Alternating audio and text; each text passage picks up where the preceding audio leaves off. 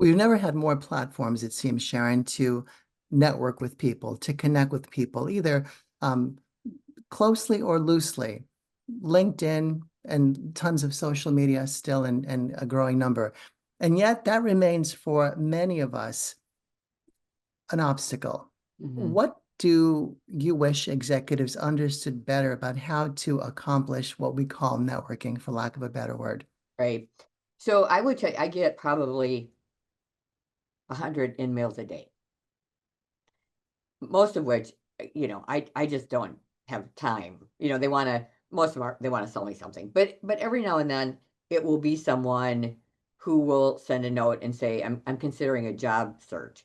What would be better is if they said, "I see you and I have these mutual connections, and therefore, I'd like to talk to you because, they either speak highly of you or I admire that person. So clearly, if they're friends with you, you know, you must be okay too.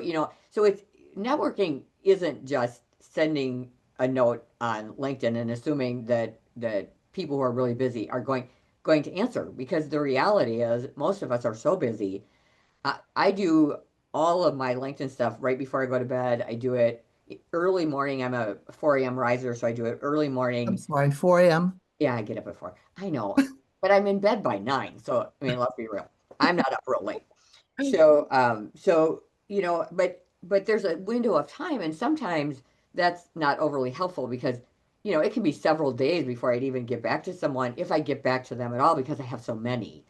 So, and anytime you put something out there, of course, all the people got to comment and like, and then that all goes into your feed. And it's like at some point, I just go, I give. Um, but I think it's a multi-pronged approach. It's sending in mail if you don't know the person, but referring to who you're connected or if you have mutual connections. If you don't have mutual connections, sending an email. I mean, all recruiters have their email and cell phone out there, by the way. If they don't, they're really not very good at this business. So not real hard to find. Send an email and say, listen, I have heard great things about you. I would love, if nothing else, even if you can't help me, I'd love some advice and counsel. Recruiters have egos, just like executives.